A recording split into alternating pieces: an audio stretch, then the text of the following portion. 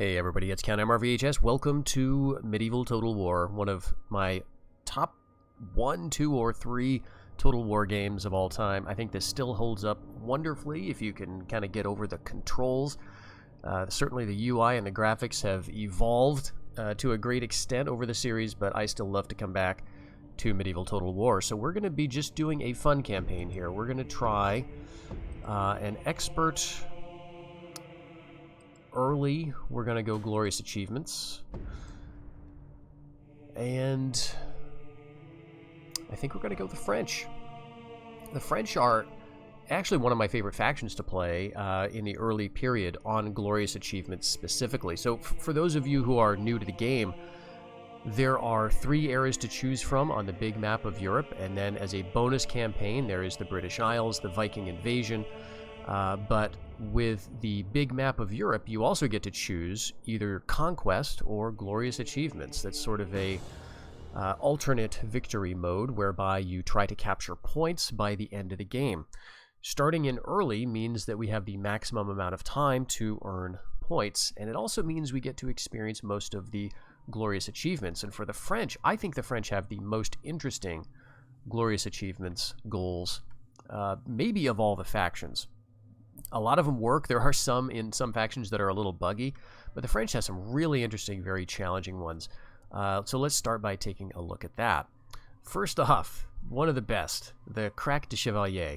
The Knights of St. John have called for a mighty citadel to be built in Tripoli as a bastion of the Crusaders. Points are counted once between the year 1100 and 1200. The following must be built a citadel in Tripoli, and this gets you, I want to say, 8 points. Yeah. So that's already as much as we're making in our homelands. Now, granted, this only goes into effect once, so we would get that 8 points. But that's a nice way to get us a lead over all the other factions, which are represented here. Now, we've got that goal, and then we also get 4 separate Crusade goals, where we could get 3 points for taking Antioch, 1 point for taking Edessa, 9 points for taking Palestine, and 2 points for Tripoli. On top of that, we also get homelands. Now, you'll see here that we actually don't start in possession of all of our homelands at the beginning of the campaign. The green ones are ones that we currently have. Those are the ones in, what would be modern-day France. Then we also have 3 in the Holy Land, Edessa, Antioch, and Palestine. Interestingly, Tripoli is not counted among our homelands, yet that is where the Crac de Chevalier has to be built. Now, these homelands will change over the course of the campaign. We will acquire new ones. So at some point, we're going to have to get places like Normandy, Anjou, Aquitaine. We may need to get Provence and Burgundy. Lorraine may show up. So homelands are going to change. We may also, I think we need to get places like Cyprus. So there's quite a bit of variety for the French. This is not the case for all factions, by the way. If you're starting up a campaign as Hungary, don't expect much in the way of interesting, glorious achievements. This is your homelands, I think, for the entire game, and the only other points you can get would be by conquering other provinces. At least for the Hungarians, you get a point for every province you conquer. For the French, in contrast, conquest is only going to give us 1 point for every 5 provinces.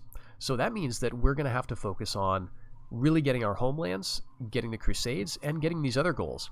Now, this is not all of them. Just as the homelands is going to change over the years, we're also going to get new glorious achievements over the years. One of them is to build the Sainte-Chapelle, I think, which is a cathedral in Ile-de-France. So we're going to get a few achievements over the course of the years. And because these will, go away at the end of the early period, I like to play the French in this era to try to go after them. But you can already notice a bit of a problem here. The Crac de Chevalier is counted between the years of 1100 and 1200. The current year, 1087. A citadel is, let's see, we're not even close. We've got a fort built in Ile-de-France, and a keep is the next level, so that'll take us 8 years. Above that is a castle that I think takes us an additional 12. And then the citadel, geez, is that 16? I think it might be 16 years. So we need to go for a crusade to Tripoli as early as possible and start building as early as we can in order to get this done before 1200. Now that said, we don't also want to go too early, because we do need to build up our forces so the Crusade has a chance of winning. And just so you can get a sense of what we're talking about here, Tripoli, so obviously this is our homelands here. Tripoli is here. So we will have to either take a long crusade, province by province, through Europe, through Byzantine territory, and through Turkish or Egyptian territory to get down into Tripoli. The Byzantines will probably let us through, but the problem with going overland is that your crusade can grow and shrink. It is based, my understanding, on the level of zeal in the provinces that the crusade passes through. So each province has the provincial loyalty, that's like how happy the people are. If it's below 100, they may revolt. And a province also has zeal. Now, this doesn't do a whole lot in the campaign, from what I can tell, but it does evidently increase or decrease the strength of the crusade that is passing through it. So we're not very zealous in Ile-de-France, and if we were to pass through Burgundy, we would see a bit of an uptick. Provence has 46%, so this will fluctuate. And one thing we could do is send inquisitors ahead of us to increase the zeal of the provinces that our crusades may pass through. That's an option. Therefore, when we pass through those provinces, we will acquire more troops. The issue there is that the Crusades are not entirely under your control as the player. This is a feature that I really love about this game, is that it does take away direct control. This is not a game about microing, necessarily. I mean, certainly on the battlefield you can do a bit of that, but the controls are a bit slow. The units are not quick to respond. It's not like in Rome Total War or later games where you can get a very precise degree of control over your units in the battle, and you can do lots of things on a campaign map with a great degree of accuracy and granularity. In Medieval Total War, a lot of this stuff is abstracted out. So you need to be kind of thinking ahead and recognizing that you do not have direct control over everything that transpires in your realm. That's one of the things that I think keeps this game challenging and interesting even today. So our crusades are not, the route that our crusade will take is not something that we can plan ahead of time. One thing we could do is get a bunch of ships going, and then we wouldn't have to take the overland route with all of its question marks. Because although the first part of the overland route would probably be fine because we're passing through Catholic territories with decent zeal, once we get down here into the Balkans, we're getting into areas that are less Catholic. They're more Orthodox. And we're getting into Byzantine territory. And so these places are places where we will see our crusade start to shrink. People are not going to join up where there's not a lot of Catholic presence. And then once we get down here, it's going to get even worse because the Egyptians and the Turks may be in strength around here. So there are great risks going overland. And that's why a sea route may be one option. So in this game, naval transport is a thing. This is something that was new because in Shogun, there was a way you could send troops from province to province based on ports, but Medieval added a layer of complexity to this by actually introducing fleets and sea regions. So each of these dotted lines sort of outlines a sea region on the map. If we are to build a port here and then get a shipwright, we can start to build ships. And one ship can sort of own a sea region that it's in a way. This doesn't prevent other ships from moving through, but it's what we need to do in order to transport troops, let's say from Toulouse all the way to Tripoli, is we need to have a port in Toulouse, and we need to have one ship in each of these sea regions in a chain all the way to Tripoli. And moreover, if Tripoli is held by an enemy, there cannot be any ships of that enemy on the route sharing a sea region with us. So it is actually fairly difficult to get a long chain of ships going all the way down across the Mediterranean. And it's even more difficult because each ship takes at least 3 years to build, 3 turns. So 1, 2, 3, 4, 5, 6, 7, 8, 9, 10, 11, 12, right? It's going to take, something like a couple of decades to really get our fleet going down that way. And that's focusing entirely on it. without training anything else in Toulouse. So this is probably a good time for us to talk about the difficult French starting position, which if you're familiar with the game, you know. The French are rated hard because of this, because of the fact that we cannot actually reinforce several of our provinces. So Toulouse is on its own, Brittany is also on its own completely. So these provinces do not have any troop production of their own or any fortifications of their own, so if anyone were to attack us now, we would have to fight and win or we lose the province. So we're going to need to build these up as somewhat independent, or we could invade the English very early and try to link up all of our territories. That is a possibility, but I think that's a little overrated by players. I think they look at this and they're going to see Anjou and they're going to say, okay, this is the keystone that could link up all of the French territories that we own. Because then we could send troops from Flanders to Ile-de-France and then down to Anjou and Brittany and Toulouse, right? Anjou links them all. So it would be relatively easy. First turn, hit Anjou, kick the English out, and then fight them in Normandy and Aquitaine, and basically kick them off the continent, keep a force in Flanders, and then we've sort of got our territory. That is definitely a possibility. I don't like to do that early game when I'm playing Glorious Achievements, and there's two reasons for that. One is a silly reason, but a reason that's still important to me, and the other is actually, I think, a strategic consideration. So the silly reason for not being aggressive is that I don't like blitzing in Total War games usually, because it does take out some of the more interesting aspects of the game. I like the risk of losing. I don't like losing. I really do not, but I like the potential to be there, and so I like the tension of building up units in Brittany and Toulouse and wondering what the English are going to do, and if they do attack, maybe being able to hold out against them and then counterattack on my own. I like that narrative better, so that just feels more fun to me. The other reason, the other aspect of that is that if you blitz, you remove the more interesting parts of the game, potentially. So England can develop some really interesting troops if they get their stuff together. They can get longbowmen eventually, they can get billmen. A lot of the factions get some unique, really interesting units. And if you knock them out of the game early, yeah, it's better for you to win, but it just feels a little less fun when the factions have been reduced to dust so early in the campaign, especially in early, where there's not a lot of infrastructure to begin with. So I like things to build. Again, that's not optimal, but it's what I like. However, the second reason does, I think, play into, strategy. And that is, in this game, my observation over the years has been that the AI kind of follows your lead. So if you are being very aggressive in the early years, the AI all over the map will be very aggressive too, usually. So if we were to attack England quickly, I think the Germans would seize on that. I think the Aragonese would seize on that.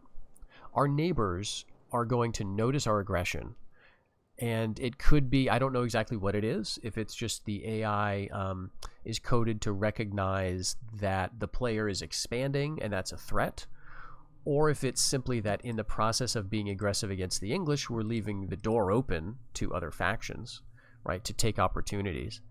It could be either of those things, but regardless, I've observed that when you go on the aggressive stance early, the AI tends to follow and they don't let you rest. So you get a very stressful early campaign with lots of battles and not a lot of satisfying kind of build-up. So I prefer that. I prefer the build-up. And so that's what we're going to do here. We're going to try to build up in Toulouse, Brittany. Basically, we're going to try to follow the Glorious Achievements, kind of hold our homelands and then follow what these are. And so that means we're going to need to build up a deterrent force in these provinces. So let's take a bit of a look at our family to see what we're working with here. We've got only a princess of age currently. And then we've got a couple of princes coming. Prince Philippe is 12, and in this game, heirs mature at age 16. So 4 years, he'll be out on the map with us. And then another 4 years, and we'll have Prince Jean. And then Princess Margaret will be coming on shortly thereafter. We're probably going to have a few more sons joining the royal family too. So our king here, Philippe I, is actually, wow, I forgot this. He has like max acumen. So this means that he is going to be really helpful running the kingdom. The king's acumen improves the wealth of all of the provinces that you own. So this is great to have for a king. He's got the average level of influence for, this level of the campaign.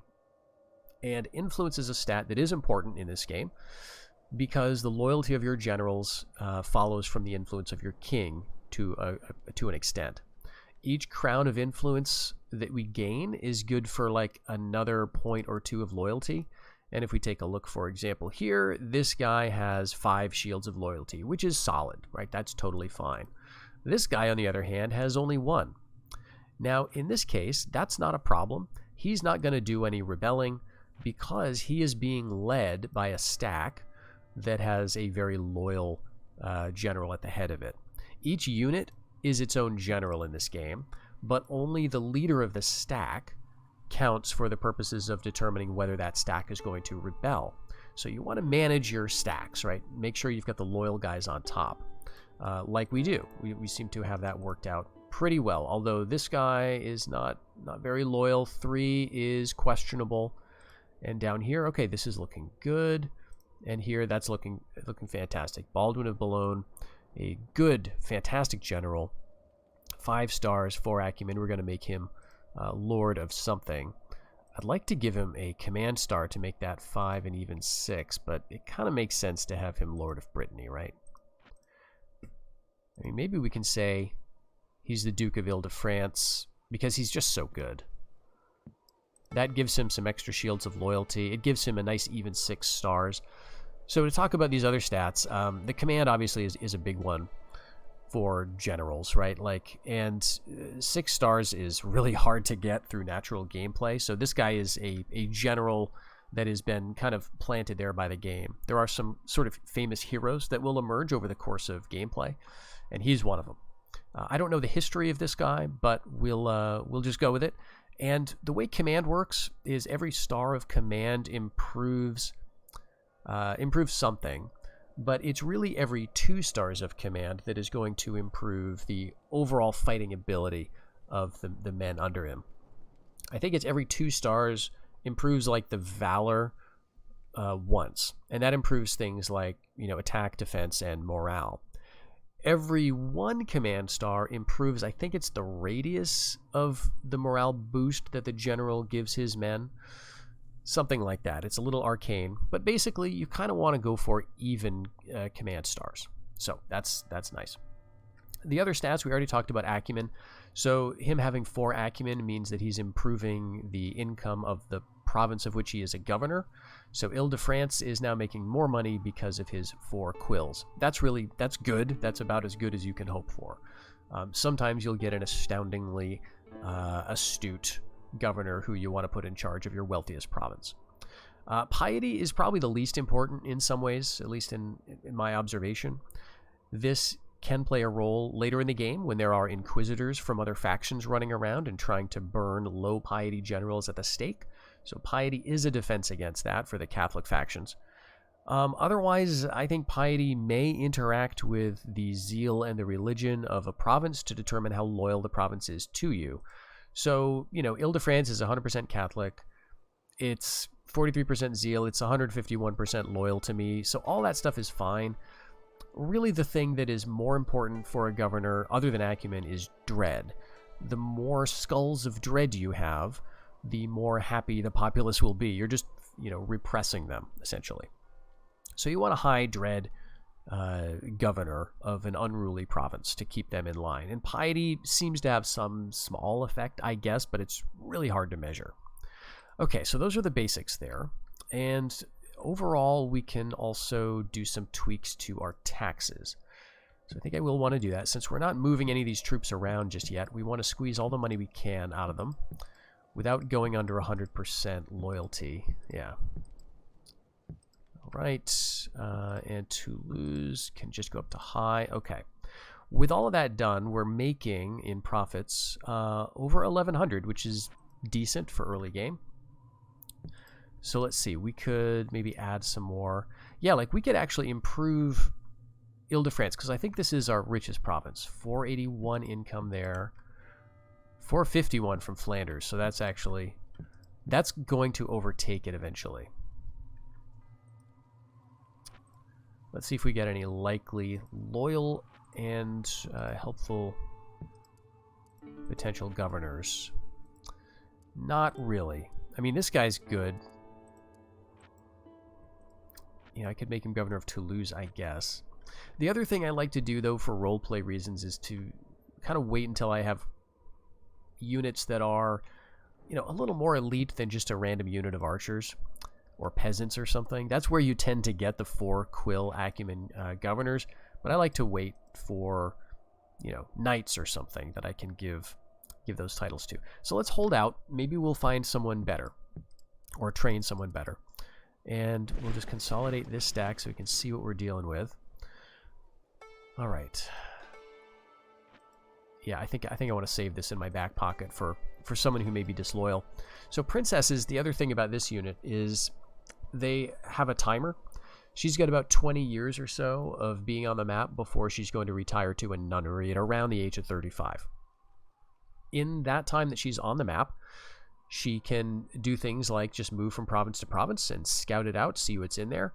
She can go across the map to places we can't see yet, so that's useful.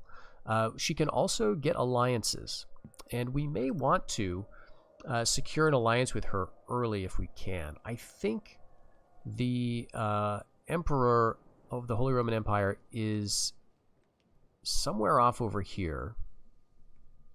We could try that, or we could try to send her down quickly to get an alliance with Aragon early. I don't really trust these guys. This is a faction that has a just one province initially. There's some rebels to the south of them here and over here in Navarre, but they can tend to just sit here and then just wait and then pounce on you with a bunch of royal knights. So it might be good to try to send her down here.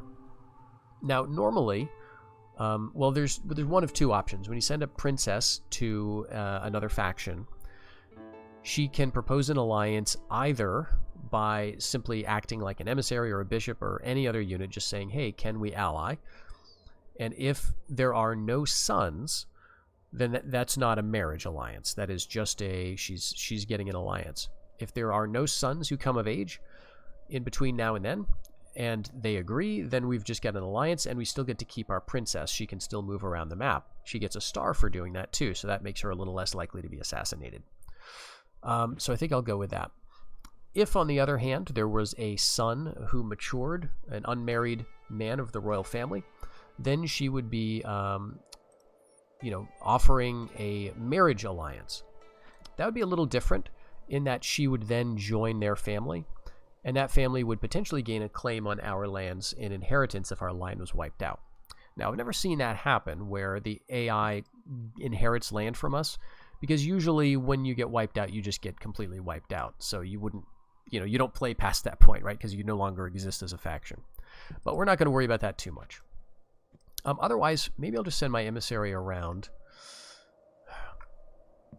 I'm sort of hesitant to get alliances with too many factions early because I'm hoping they might send us a princess eventually when my son comes of age, and so we can get a marriage for him, because you want to perpetuate your line, and the only way to do that is by your heirs having kids, and the only way they can do that is if they get married. And right, the easiest way for that to happen, the earliest way for that to happen, is by them marrying royal princesses from other factions. All right, so I think we've got that. Let's just go find the king, maybe the German king, and we'll see what's out there on the map. I'm going to hold with the English. They've got some rebels that they might want to spend some time dealing with around them, including here in Navarre. The Germans are probably going to be busy in the early game and not want to swipe at us, perhaps. So let's go for the important places. Flanders is huge for our economy. We'll go with a fort there, a fort here. And then I've got to actually think, because I can't just do all my usual stuff. I want to get going on a crusade. And that means I think I need to start going for a keep here. Now, a keep, interestingly, a keep normally I think would cost 1,200. Maybe I'm remembering this wrong, or maybe that's just the way it is in Viking Invasion. But anyway, it costs 1,000 here, so I think I'm going to go for it. We've got 4,000 in the bank. That's decent. We're still going to be going quite a bit over, but I want to save a, I want to save a little bit of money in building. But I think we got to defend Flanders. So let's go with that. We can also do a little bit of training here. But we can't train much. No other place has any training facilities, just Ile-de-France. The pickings are pretty slim. We've got peasants, which are just very weak, but at least there's 100 of them. We've got urban militia, which are probably our best unit at this point, but very, very soft, right? Vulnerable to missiles. There's only 60 of them. And then we've got archers, which are really useful. We don't have any, like, kind of strong units around here. Peasants and archers. So let's go with the urban militia just to get them out. And I think we're good to go. All right. Lord of Boulogne. Drinker. That's terrible. All right. Oh, how unlucky. So some of these are just a matter of luck. Just randomness, you're going to get these traits. But that really hurts. All right. Godfrey of Bouillon is a natural leader. That's actually amazing. I think he's one of those hero generals. +2 morale, +1 loyalty. And he comes with 5 stars, and he's got 4. Okay. Do we want to disinherit Lord of Boulogne? Or maybe we just want to give this guy the Count of Flanders.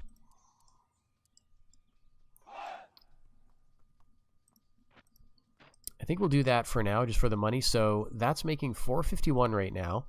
And when we give him the lordship, it goes up to 631. So that's almost a 200 increase. Okay. Right, 1355 now. And so I will go for a fort in Toulouse. And I guess the only other place we can build is Champagne. So let's do an inn. The other thing we want to watch for and start thinking about is where do we want to build, like, units. There's not a lot of places where we get bonuses to particular troops, but Toulouse is a big one. This region was famous for its chivalric knights. So units of that type trained here gain a +1 valor bonus. Chivalric knights are a long way off, but they are an amazing unit. And so we definitely want to get Toulouse going towards knights. That is going to require us to build a little bit of farms, to build a little bit of, stables, armorers. So there's a lot of infrastructure, but we can get there.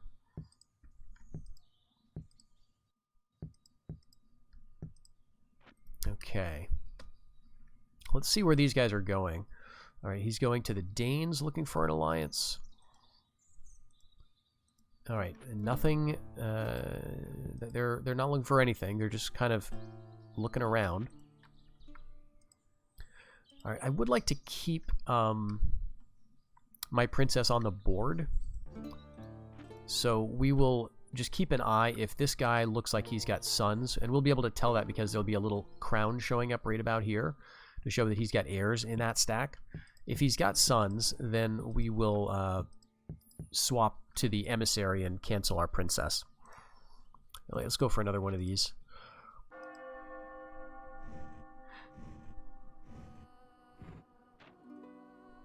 Alright. Oozes Charm. Alright, that's not great. -1 dread. It sounds nice, but it's not actually very beneficial. I think I want him to go up here just to stiffen the defenses in Flanders for the moment. Alright, this guy's just a random dude. Alright, everything is building, so we just gotta wait. We can go with something.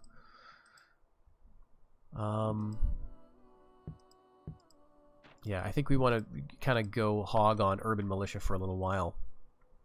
Alright, the Italians are trying to ally with the English.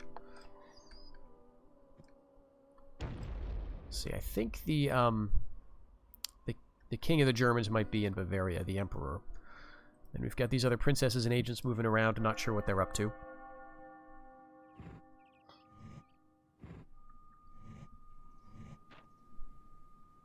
Okay, so their king is actually in Franconia. When you get information like this about another faction, the highlighted province is where their faction leader is located.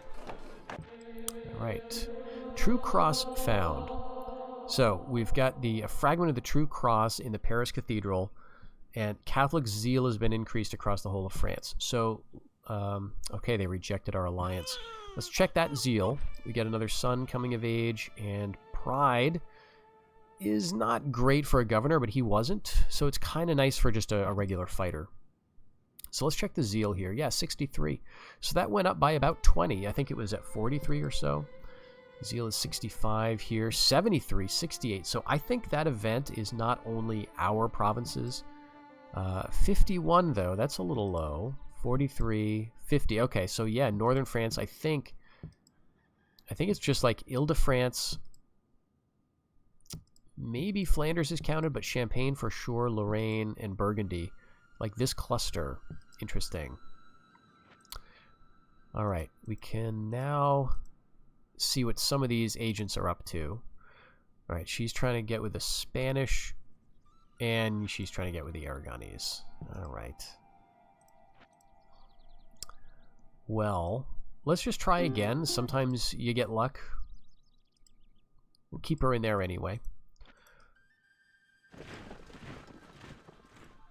Now, Ooze's charm, one thing that I've long had a suspicion of is that if you were to do this and put this guy in charge of the stack, he has a propensity, the leader of a stack, to inherit traits from those lower down in the stack. So Ooze's charm, it's not that this guy would inherit Ooze's charm, but he might get the next level of that trait instead of this guy getting it. Because the guys, you'll notice that the generals who are inside a stack and not at the top of it don't get traits. So we'll see. You know, Ooze's charm wouldn't be the worst. It's not like Flanders is very unhappy with us. But it's something to watch for. Okay, so no forts are done yet, but the inn is done in Champagne.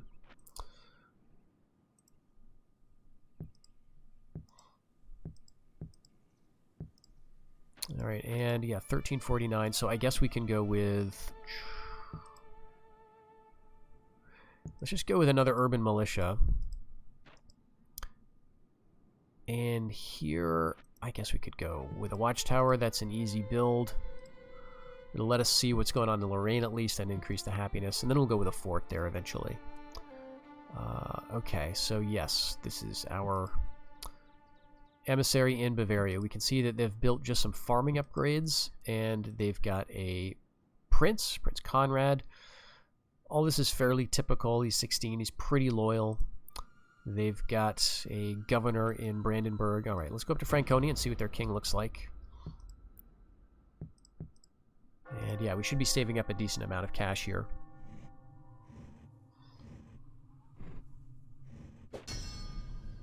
All right, Prince Philippe. Great. All right, rejected again in Aragon.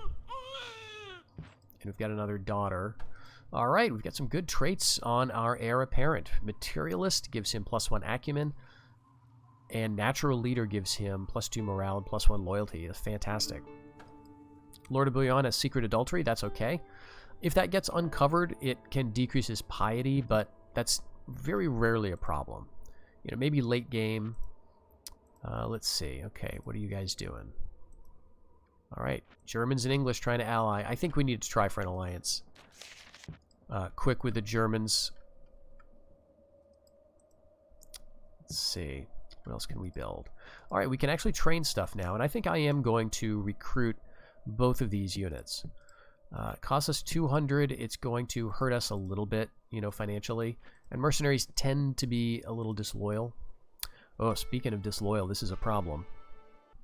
But otherwise, I'm pretty happy with his traits. I mean, the piety, dread, and command are okay, but the acumen, I mean, 6 acumen is just fantastic. I wonder if that's because his dad, you know, like, there's been a lot of debate about how these traits get inherited from father to son and whether they are or whether it's really just totally random. And I'm not sure where I stand on this, but it kind of, you know, if I had to guess, it looks like they follow the dad pretty closely. So anyway, that's awesome. All right. Let's see what else we want to build. What we want to do is sort of start getting some forces that can join the Crusade as fast as possible.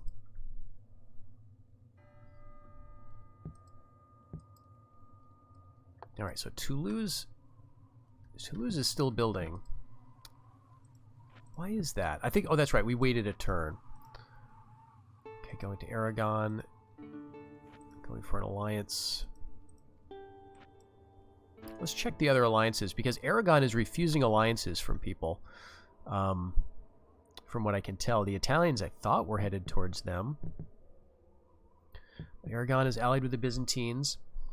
For the Egyptians, they're allied with the Sicilians and with the Turkish. Now, being allied with the Turkish is good because it limits the expansions for the Egyptians, you know, and for the Turks, and it means it might make it a little easier for me to crusade into Tripoli. The Egyptians are the ones who are going to hold Tripoli initially. Otherwise, things look pretty standard. The Byzantines aren't at war with anybody, but probably they will be soon. So initially, things are like this. You've got Antioch, Tripoli, Palestine. This is all Egypt. And Arabia, too. And then I think Syria, Edessa, and Rum and Armenia, that's the Turks. And then everything else is the Byzantines.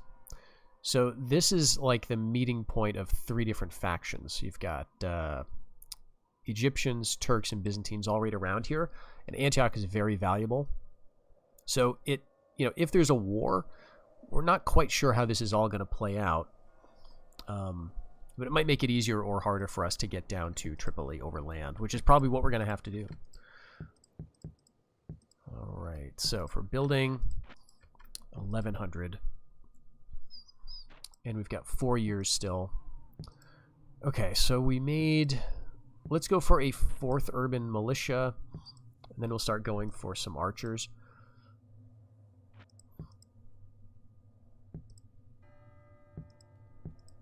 And since Flanders is really the next most important province, we want to start upgrading that. And I think we start upgrading it with military. So we get a town watch going. We get a place we can train like spearmen and stuff. Because Ile-de-France, we're going to be just gunning right for the chapter house to build our crusades. But let's do watchtowers here, because it is annoying me that I can't see what's in these provinces right now. But once we get a watchtower, we'll be able to see all of these. And I don't think it's worth training peasants. But what could I build here? I mean, I guess we ought to go for the fort.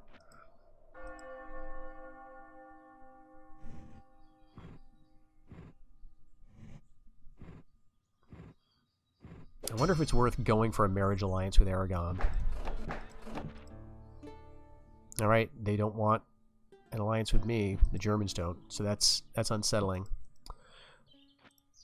Alright, my princess is 20. And their heir... Oh, he's married. Alright, let's keep trying.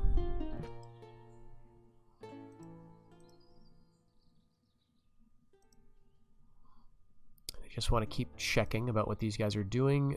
Spanish are going to Denmark. Oh, he's bribing. An Aragonese bribe attempt at Navarre. Alright.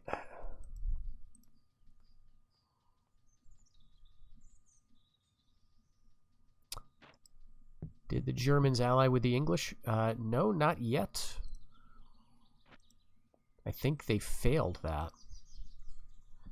But we're getting another princess in like 3 years. I think they mature at 15. So we'll have another way to try for alliances. I kind of want to keep my emissary here,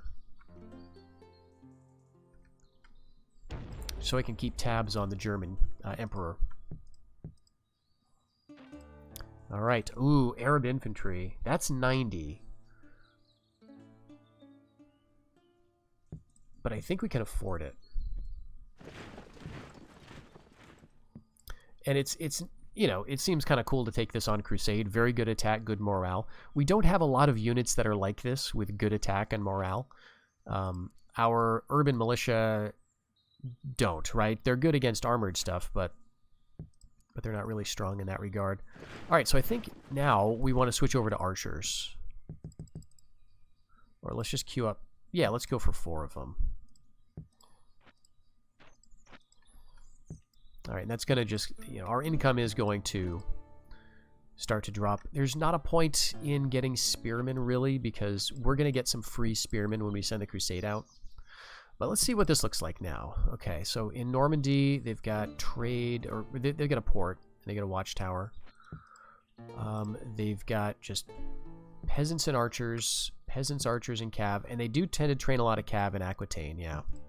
They've got like a horse breeder here immediately. So a lot of these light cav, these are hobilars, which we can train too, but the English like to train a lot of them, and it can be difficult to deal with. So I think we want to go for Toulouse. Let's go for some, you know, something we can train.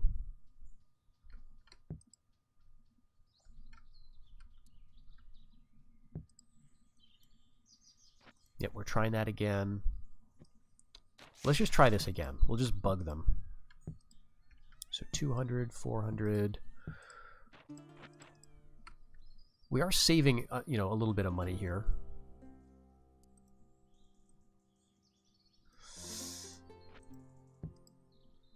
Yeah, 600. Because, I mean, this army, I think of the Aquitaine army as threatening to Toulouse, but of course it's also threatening to Brittany.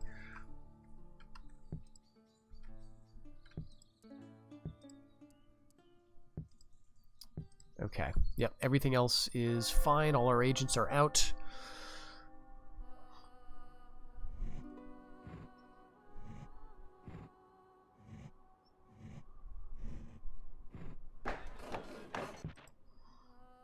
All right. No luck with those alliances.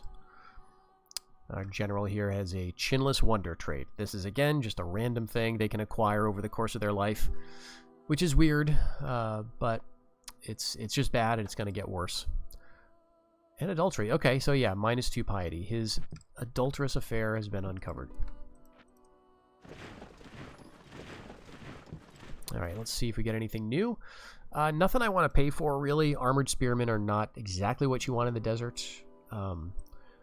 They're a good unit, but I think we don't need them.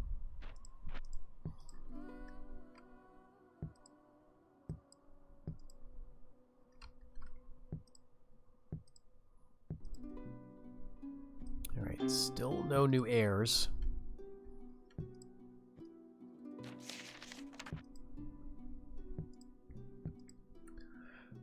And for Flanders, I think we want to go spears here. We don't have any spears anywhere else.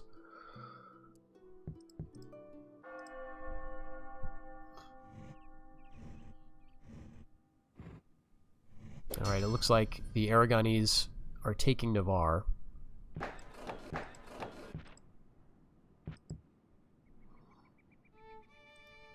All right, she's still offering that alliance. We'll see. Yep, they took Navarre, and let's go now for a watchtower here. I'll risk it. I really want to see what Aragon has. And Provence is a little less of a concern, but that'd be good too. Okay, just make sure my taxes are very high everywhere. They are not, so we can get another little bit of cash out of Champagne. And now we've got some interesting things. Very interesting things. We've got Italian infantry and Trebizond archers. We've also got a couple of varieties of horse archers. I think I want to take both of these units, and I think I will hold off on these. Maybe I'll get the Faries, but that's going to be... If I'm going to get them, it's going to be like just before the Crusade. I don't want them sitting around. Like, maybe I'm buying mercenaries way too early, but you don't have a really solid way to get good troops. So let's go with some urban militia here where we can.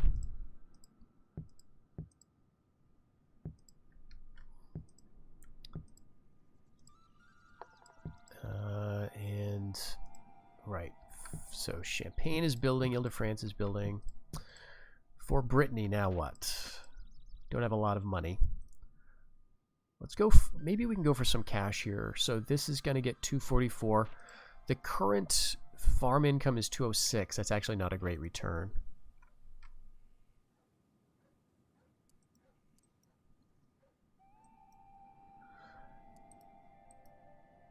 Let's see. Yeah, I think I want spearmen here too.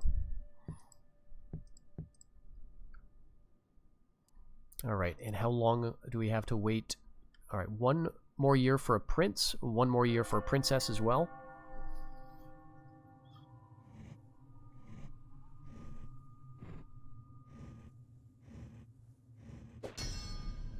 Prince John, let's see what he gets for traits. All right, Deus Volt. And, okay, rejection there. King Philippe is now a builder, so that's going to improve happiness everywhere. All right, good. We got some good traits. So he might be a good candidate to take on the Crusade if he's loyal. Lord of Boulogne, famously brave. All right, beautiful. He's a drinker, but so far that's not hurting his governorship, and that famously brave helps his generalship. All right, so let's consolidate all of these. Actually, you might be a good governor of Brittany. Let's just give you that. And so far we don't have a really good candidate for Toulouse's governorship yet. And Champagne, I mean, oof. He's actually pretty disloyal. So I might want to put something here. Okay, yeah, we're not going to take any of those. And he is very loyal. All right, so he's actually a great candidate for a Crusader.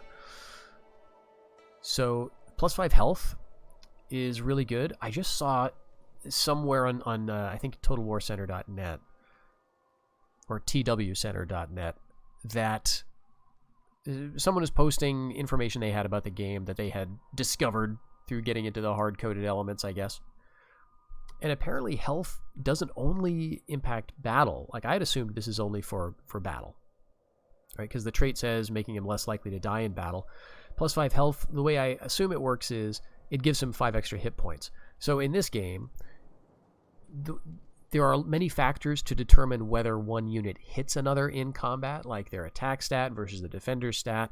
Then you get bonuses or penalties for being on high ground, flanking, attacking in the rear, all that stuff.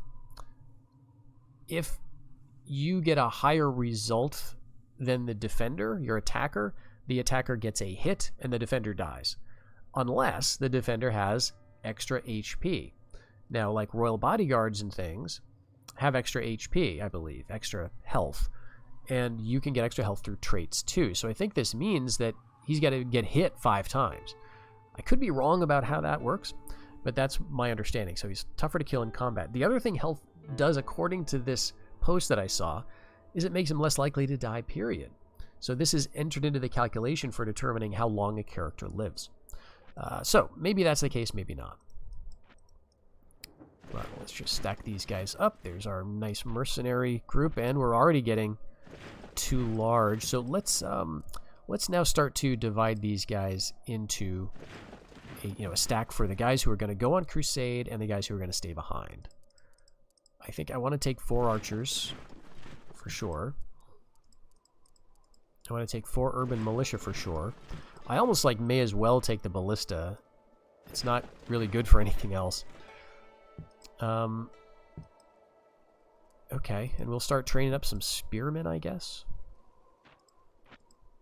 This is where it starts to get a little more expensive. But I don't have anything else I can really train that's going to just give me numbers. So I think I'll go with that. We'll probably switch back to urban militia or something. It might be good to have, let's see, like a horse farmer to get some light cav. I think we get time for that. This only takes 2 years, 600 florins. It's going to 854. Our current farming in Flanders is 718. That's a great return. So we'll go with that. And yeah, I think we're going to train some spearmen here, but also feed some of them down to Champagne because I'm a little nervous. All right, let's give a princess. Let's stop throwing her against... Oh, now we do have a prince. All right. Yes, offering in marriage. And we're going to get potentially... Yeah, we've got a free prince there and there, so we may get some, alliances, right, if they agree. And also, they may get a claim to our lands, but that doesn't matter too much. Okay, all these people are offering alliances for other factions. So we are building here, and here, but not here. Oh, right, we got to build Nil de France. Don't forget that. Okay, so we need a church. I don't think we need higher than a keep. We need a church. That'll get us a chapter house. And then we can go on Crusade.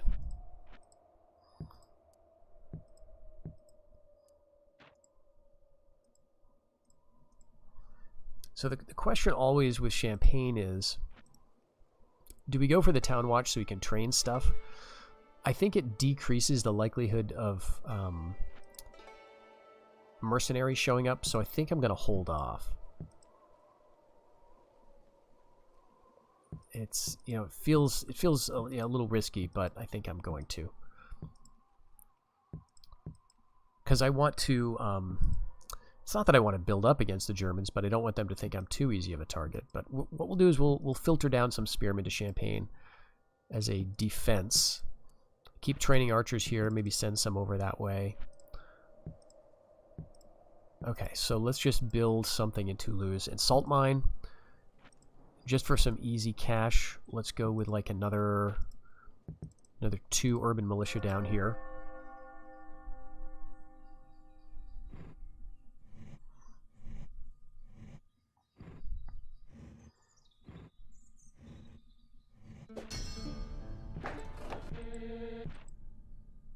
Ooh. They don't even want a princess. I'm going to keep trying.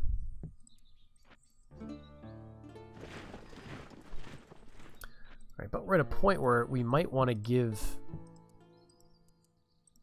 someone governorship just to ensure the loyalty. Alright, let's see if our princess has any more luck over elsewhere. I think I want to move my emissary around. I want to start getting a sense of like what the Middle East looks like. There's no wars over there, and so in fact there's no one attacking anybody, which again I think, because we didn't start attacking the English. All right, let's move you to Champagne. And actually, yeah, we can move you and give you the title. 423 though, we're not doing good for income anymore. So we're gonna want to send the Crusade pretty quickly. Is this enough?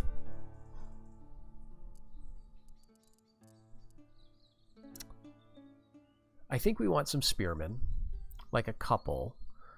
And then we're going to get some Crusade units, and then we can also keep an eye on mercenaries and hire these just before we go, because while they're on Crusade, they have free upkeep. I mean, we're doing this very early is the other thing. It takes about like 50 turns to get the Citadel built if you're gunning for it. So we don't need to go before, arguably before like 1140-ish. So maybe we just, build our economy a little more. Like Champagne is making 299, and that could be 354. It's another 50. It might be worth doing that. Toulouse is building economy. This just feels like it's not very useful. It's about another 50.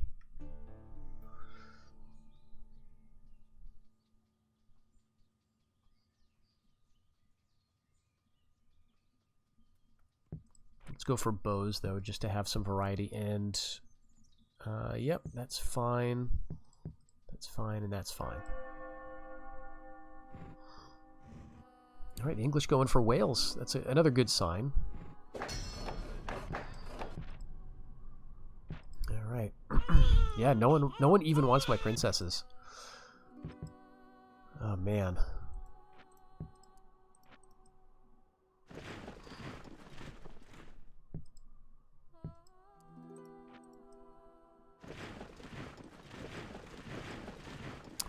Alright, so Champagne's looking a little better. Obviously, if we're attacked, we are in trouble. I was hoping the Germans were going to run into some problems at this point. But it's only been 10 turns for the campaign. Alright, I didn't mean to do that. Let's get you going down to Palestine, and I mean, we could try marrying the English.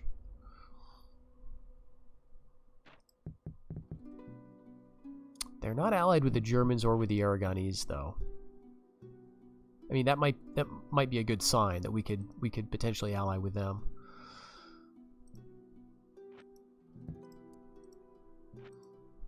Come on. Let me marry Fernando. Maybe we'll switch over to the English in a bit. Alright, this is a good unit. But a little pricey. I think this is one we'll wait on.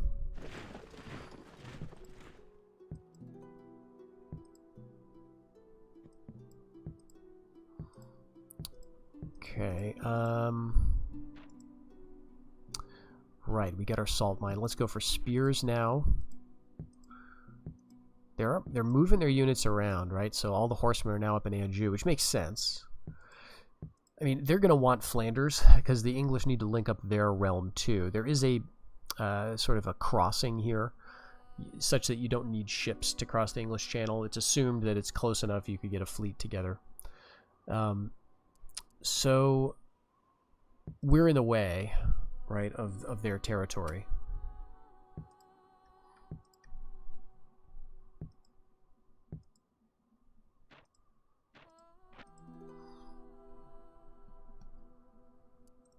Okay, let's go for Hobilars, actually.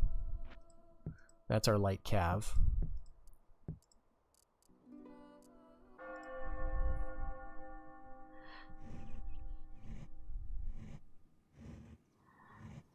Okay, Aragonese going for the English. So interesting. All right. Thank goodness. They cannot win the battle, so the English are going to lose that. Now they're going to have to fight against Aragon. All right. All right, now they accepted the marriage because they're at war. All right, cool. Well, the English aren't going to like me for that. All right, but the Germans still don't want my princess. All right, that princess was, I think, 25, 26 anyway, so it's arguably okay. I think what's going to happen, though, is the English will probably win this. They've got a decent amount of troops here, but now we've got a first ally, the Aragonese, and they are a little expansionist.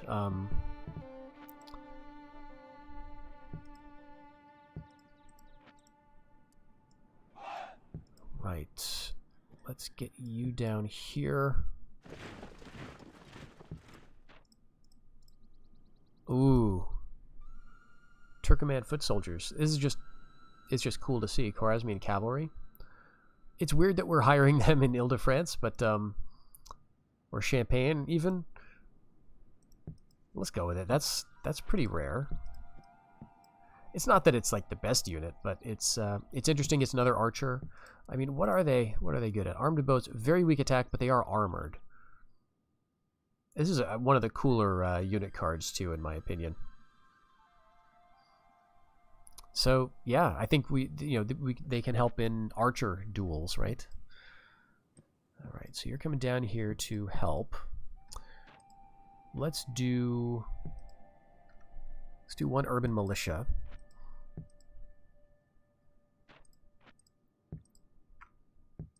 And what do you need? I think you need a spear.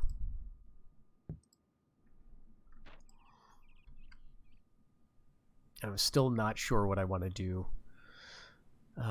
in terms of this, so I think I'll just do nothing. We'll wait, save a little bit of money,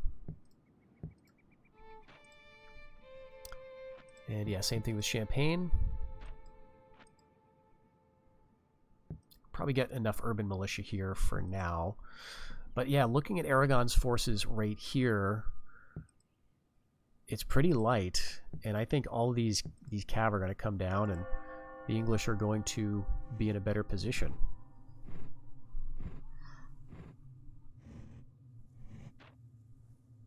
Yep.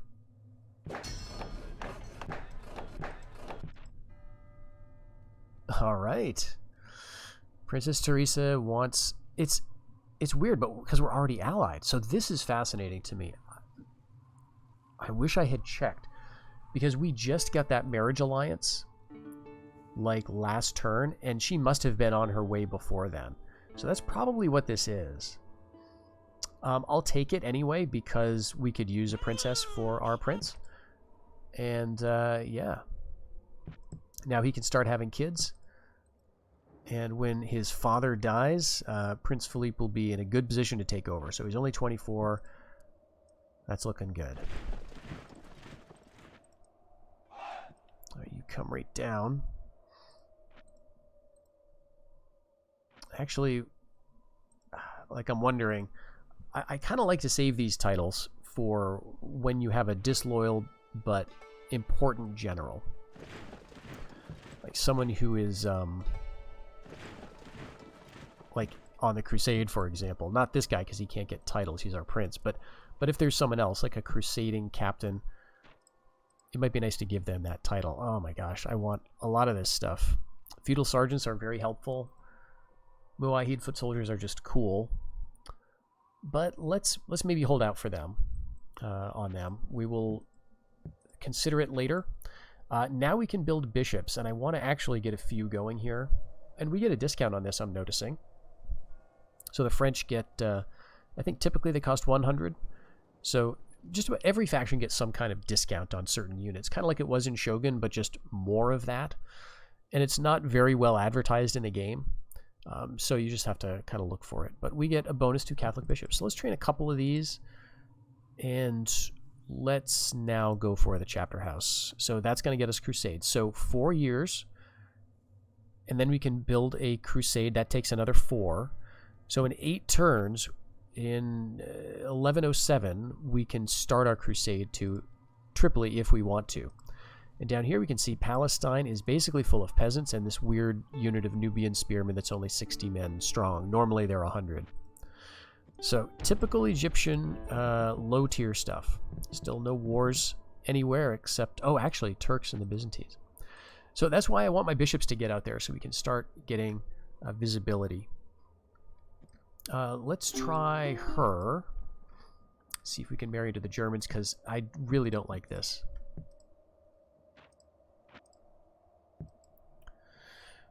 Okay, income is really dwindling. I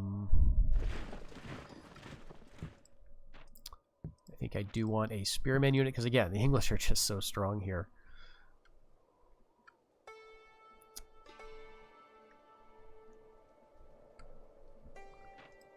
Okay, but Toulouse, yeah, let's do the next, the salt mine complex, because we do need a little bit of cash.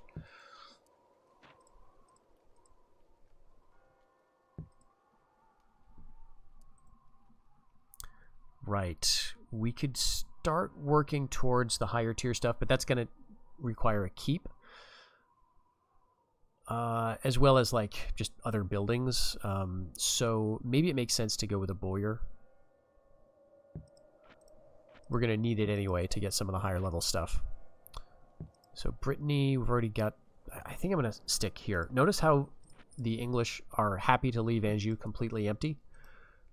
Like, they are risking a lot, because I could just move in and take it without a fight. And I've got the army to hold it, I think. What I'm hoping is that they will pursue against the Aragonese, or the Aragonese will hit back, and things won't be so tense on that border. But I don't think I need to build any units in Brittany. Let us go ahead and spend on that farming upgrade. We need it to build horses anyway. But speaking of horses, we can get a couple of light cav units. This is actually going to be very handy for the Crusade.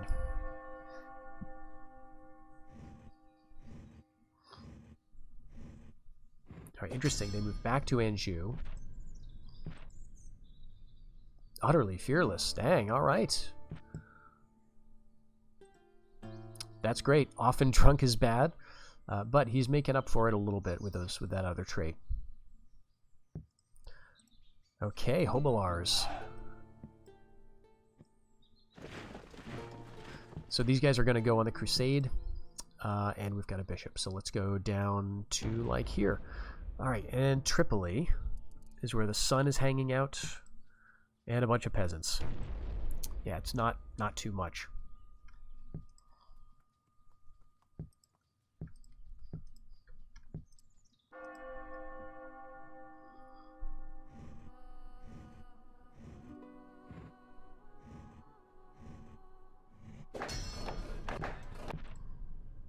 Interesting. I was wondering. I saw that princess moving over.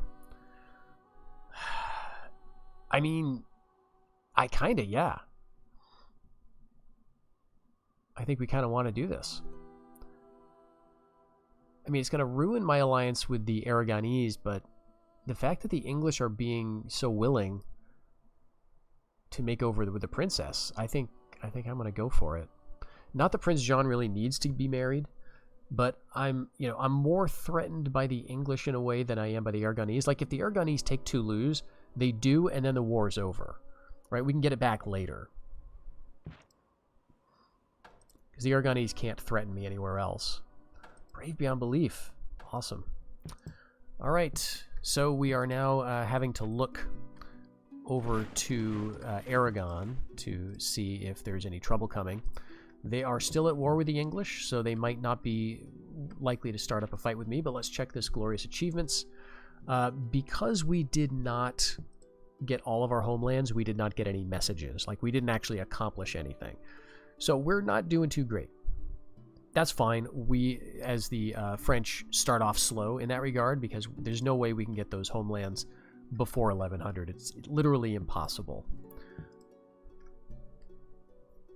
All right. Right, one of you. It's very easy to miss these small units of cav. Okay, we'll just have to keep them out. And yeah, Prince John married to an English princess.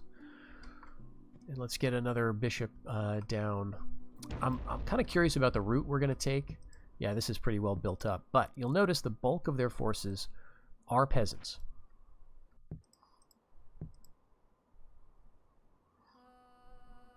Now, what I can't remember is if Edessa is in the hands of the Egyptians or the Turks initially. I think it's the Turks.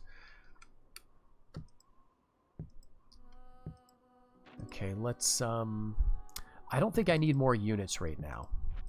I really don't. I think we want to train bishops.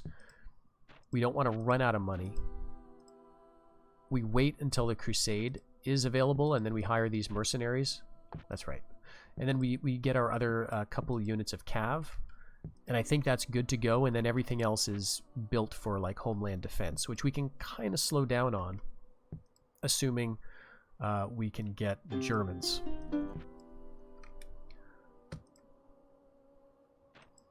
All right, we got our farming there. This is probably really, eventually going to be really good, but it's kind of a lot of money. I need to save some cash for the Crusade, too. It's not going to pay off before I need it to. All right.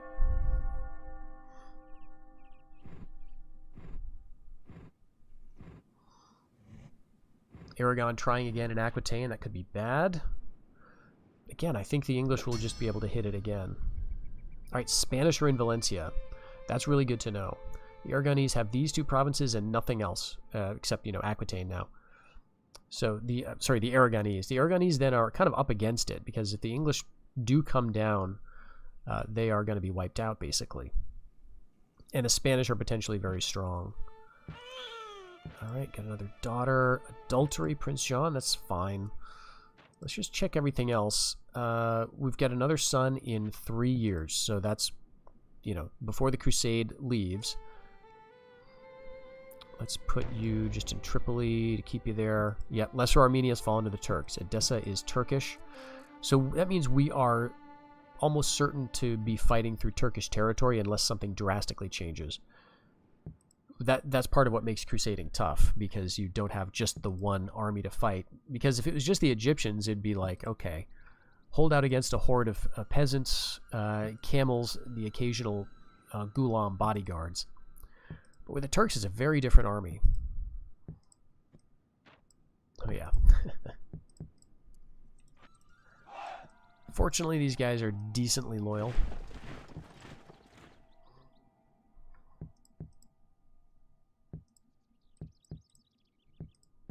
Alright, nothing really for money to do, so we just wait. Keep bothering the Germans, and maybe they'll change their mind eventually. And let's keep sending the emissary out and about. Nothing like south of Antioch is going to change unless the Turks and the Egyptians go to war. Okay, the English did not strike back at Aquitaine, which is a mistake. Wow.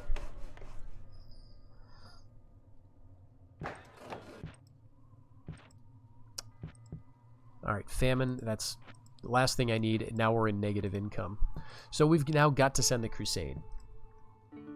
Now we do have time, because we've got all of our infrastructure in place, to queue up a Crusade right now, or later, that will take like Antioch and then Tripoli. So we could do that. That might be the thing to do. You know, take it in 2 Crusades, because we will want the extra troops. That'll be a way of getting reinforcements down there. Yeah. Alright, let's see Trebizond and Nicaea.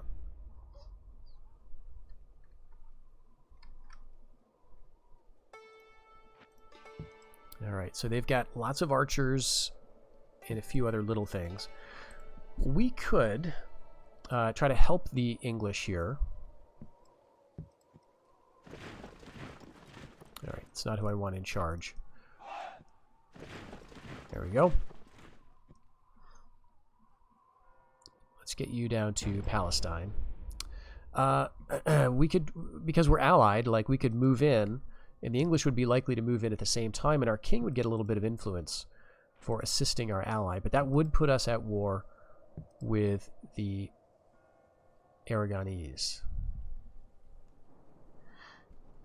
And that could also get the Germans upset. And they could just wreck everything.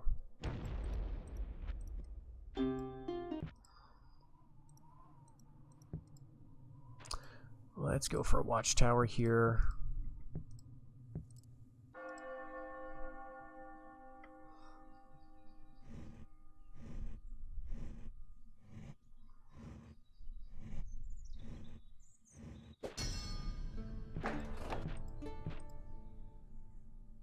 Alright, we will not ally with them, and sadly the Germans are still refusing to ally with us. Alright, we've got more than enough for our crusade now. But will we have enough money to send the crusade?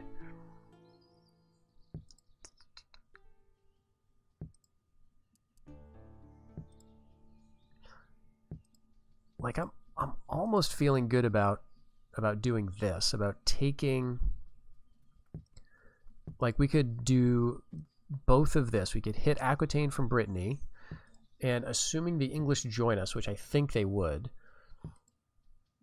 you know, we kick the Aragonese out, we get a little influence. Actually, I don't know if that'd be influence, because we're not relieving a siege. But we would at least be going with our allies and helping them a little bit. And then we would, if we did the same here, we could capture Aragon. Not that this is great, but it does have iron. And it is right up against the Spanish, but it does protect Toulouse a little bit. I just don't know that it's worth it, given we're so close to the Germans. But I'm kind of worried that we won't have enough money to go on Crusade once this Crusade is built. We're losing 108. So this is sad. Like, what I could do is just disband this unit. If the Crusade is cheap, we could do it.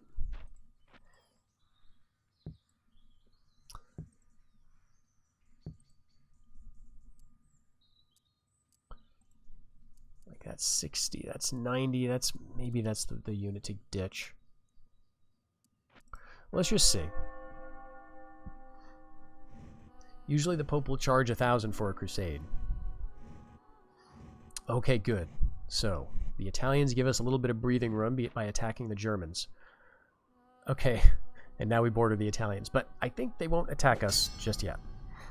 Oh, we've got another prince. Famine in Flanders. Okay, the economy's tanking due to all this famine. All right, all this stuff is good. Wait, who is well educated? Dang. This guy's awesome all of a sudden.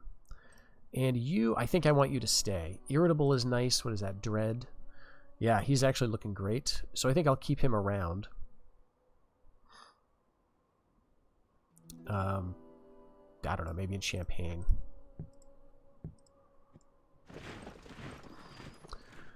Okay, 2 more years, and we're going to be just about broke. At least the famine is not going to last forever. And the English did take back Aquitaine. Okay, so I'm glad I didn't go for it. We don't need another war. All right, Byzantines do have Nicaea. But what about Constantinople? Because the Turks are coming on very strong here.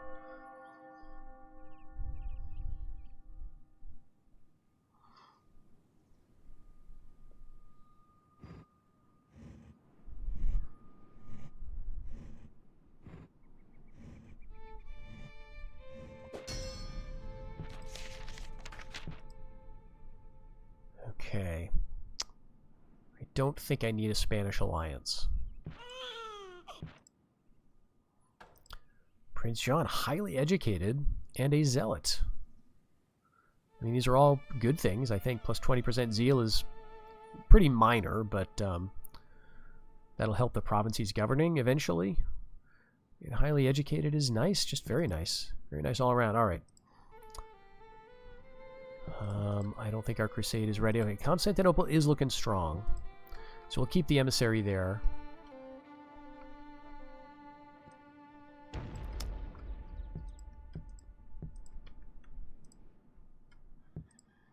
All right, 1 more year, and we're making money. 8 profits expected next turn. Beautiful.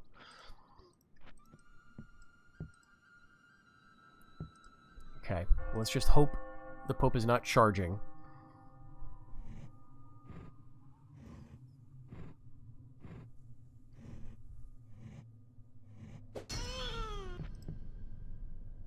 All right, here's the Crusade. Let's go for it. Drop it on... Yeah, I think we want to drop it on Antioch. We've got time. 750. Oh! All right, what about another target? 750. Do all of them cost 750? All right, they all do. At least those red ones, which are kind of like the Crusade targets. Okay. So we could wait a while for our money to kick back up. Oh, but this is so unfortunate. There's all these guys I would like to get. All right, let's disband you. And that's making 132.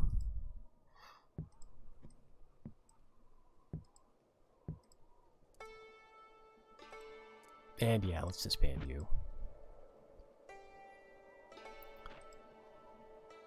So that'll be another couple of turns. Do I have another son coming? No. No, not before then. Okay, so maybe we send another prince. All right, we just sit. We just sit and hope we don't get famine.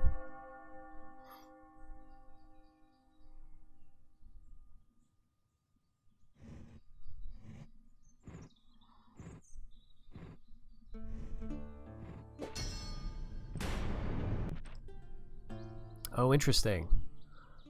Whew. All right. Yeah. I think I want an ally down there. Ooh. Ooh, actually, yeah, we'll do the old switcheroo here. Because we just got a princess for our third son. Doesn't matter too much. And the Germans want to ally with us. So they want to marry my princess now. Now, this is interesting because when you do this, when you ask for a princess's hand, it does not create an alliance with the other faction. You just get the princess if they agree. But here, they're asking for my princess, and it looks like it's going to make an alliance. So I will go for it, yes. Take my princess, and I'm allied with I'm allied with all of them. Okay, that's going to change next turn. I'm going to have to choose. Let's try this now. Beautiful. That's all my money. All right, 379 men. We've got a very pious Sir Gawain de Cleves leading a unit of Knights Templar. Knights Templar are a warrior elite, seen as more fearsome than other knights in Christendom. On the battlefield, they may be the finest European cavalry, able to charge home against tremendous odds and still triumph. While they are brave, some express doubts about their religious purity. Boo, no, we don't want to go with a black legend against the Templars. No, come on. This is all late 20th century propaganda. Well, it was very popular at this time when the game came out. I don't know, maybe there's some truth to it, but I don't think so. I think it's just the sensationalist rumors that many modern historians or pop historians became enamored with. Templars are cool. All right, so we're going to go with them, and that's awesome. We did get some Order foot soldiers, which is a solid spear unit, and we got a couple of units of fanatics, which is at least good for, garrison duty. So we're going to add all of this. It's going to be led by my Prince Jean, who is awesome, a great warrior, an adulterer, highly educated, and a zealot. So he's a fighter. He's very zealous, but he's not super pious, as you can tell. We're also going to add the Hobilars, so we actually have a very strong cavalry contingent. That's 1,200 men. I kind of feel like sending more stuff. We are allied with almost all of our neighbors, right? Just not the Aragonese. So I feel as though I could risk sending these spearmen down here and taking a unit of spearmen along with, and that gives us 1, 2 kind of dedicated spear units, and then 1, 2, 3, 4, 5, 6 archers. We've got attack infantry with the Vikings, who are very good. We've got some fanatics, we've got some urban militia. We're going to pick up some more units as we go. Now, our crusade is ready to go, and we can see that we don't have total freedom in terms of where we send it, but we do have a couple of choices. So one is to go up to Lorraine, and you always want to check the units that are there and the zeal. This is 100% zeal, and Burgundy is 78. So the units here are some Vikings. They got some weird stuff. They don't seem to have any Vikings down here in Burgundy. And we're going to get more units if we go up here, including some armored archers. So I'm going to see what Lorraine does. I don't know if this is the best route, but that is the route our crusade is going to follow. So we have seen the crusade off. We've done our first duty. Let's check our income now. We're making 1,000 again because all of those guys that join the crusade join for free. So I think that's the good move. We can start building up our forces, building up our economy again, trying to maintain a low profile around our neighbors. Very little has changed, right? The Aragonese did grab Navarre, but they're now at war with the English. Have to watch out for that. The English are allied with us. The Germans and the Italians, for now, are allied with us. And so we're sending out our crusade. Hopefully it works. Godspeed, little crusade. So the next episode is going to be the procedure of this crusade, the first one on the map, proceeding down through Europe. We don't yet know the route it's going to take, and we don't know what it's going to run into when it gets down to Constantinople, and whether other factions will allow us to enter their lands, and how much fighting we're going to have to do in Anatolia. It's all a big mystery, but that's part of the fun of medieval total war. So thanks for watching this first episode of The French Early Expert Glorious Achievements. I'll see you in the next one.